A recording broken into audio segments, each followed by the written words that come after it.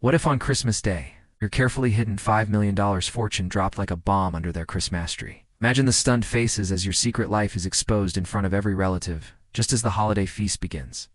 But before we reach that explosive moment, you need to know how Sarah went from invisible middle child to the mastermind behind a multi-city authentication empire. And trust me, the story only gets wilder from here. Sarah was 8 when her world tilted off its axis. Until then, her parents had seemed well-intentioned enough. Dinner together. Dad's fishing trips on Lake Erie. Nothing spectacular, but stable. Then baby sister Rachel arrived 2 months early, hooked up 2 machines and a sterile NICU. And suddenly, the family orbit shifted.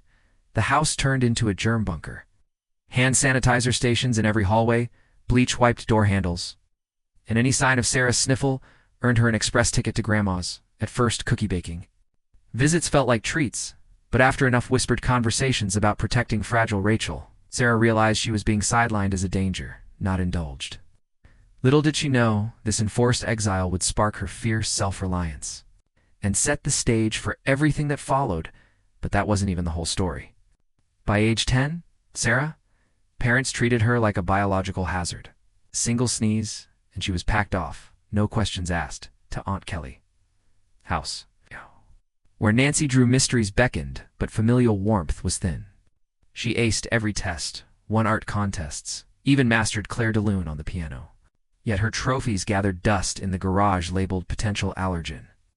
Meanwhile, Rachel, now fully healthy, parlayed every sniffle into front-row seats at recitals, family feasts, and endless doctor appointments. Sarah learned quickly, if you wanted attention, you had to create it yourself.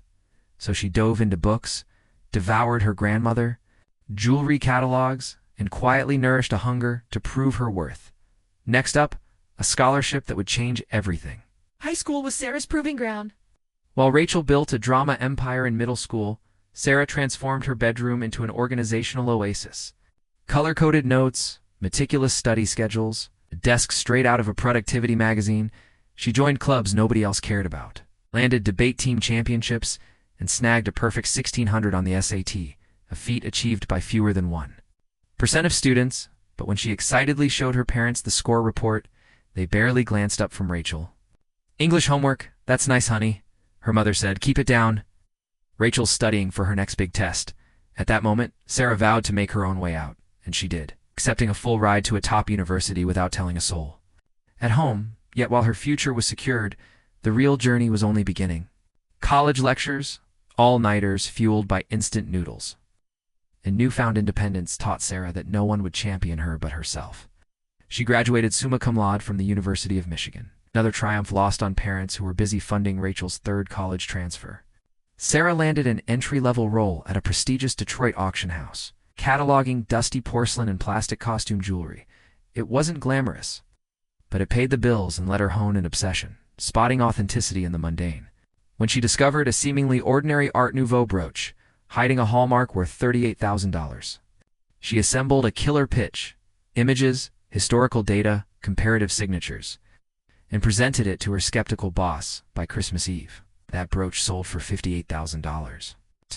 And Sarah realized her true calling. What she did next would turn that calling into a fortune. Armed with debate team tenacity and late nights scouring antique databases, Sarah became the go-to for impossible finds. She spent weekends at estate sales, learned gemology through online courses, and kept a notepad brimming with Hallmark charts taped to her cubicle walls. Word spread. This quiet woman could tease out missed treasures from piles of costume junk. Within 2 years, she'd unearthed a pre-war French designer pin worth $142,000, cementing her reputation and drawing private collectors straight to her desk. Her boss, finally convinced, began delegating high-stakes authentications exclusively to her. Yet despite commissions skyrocketing, Sarah stayed modest. Cramped office above a noodle shop, ramen for dinner, and a vow to keep her success under wraps until one fateful Christmas morning. Sarah channeled every dollar she earned back into her side hustle.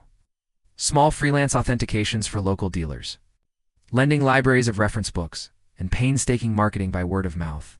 A breakthrough came with a vast Victorian collection misclassified as replicas. 2 rare brooches alone fetched $96,000 in commission for her. Overnight, her phone rang off the hook. Esteemed clients, estate lawyers, Even her former auction house seeking her expertise, she took out a loan on her car, emptied her savings, and rented a tiny downtown office space, smelling perpetually of takeout. By year 3, she'd hired her first employee, Jenny, a gemology grad overshadowed at home just like Sarah once was. Together they transformed the firm into a multi-city operation, Detroit, Chicago, New York. While Sarah maintained the illusion of the same little antique shop clerk, her family remained blissfully unaware until that Christmas dinner reveal. Sunday, Sarah donned thrifted sweaters and ate pot roast in silence, nodding as Rachel bragged about her latest marketing internship. Meanwhile, she spent weekdays authenticating $1 million contracts, here $2 million auctions there, to amuse herself. She'd wear subtle heirloom pieces around the table, a Cartier pin, an antique Patek Philippe. And see who noticed? No one ever did. Sarah savored the private joke.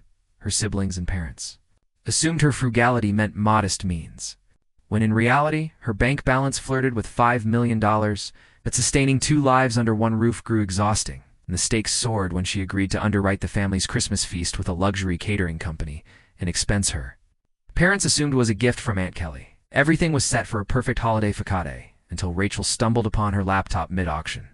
As the Yule log crackled and the aroma of foie gras filled the dining room, Sarah slipped into her old bedroom to monitor a Hong Kong auction. Her screen displayed current balance, $5,042,000, pending contract. $225,000, recent sale. $1,100,000 at that moment.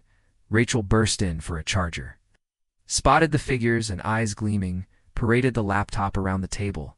The room went deathly silent.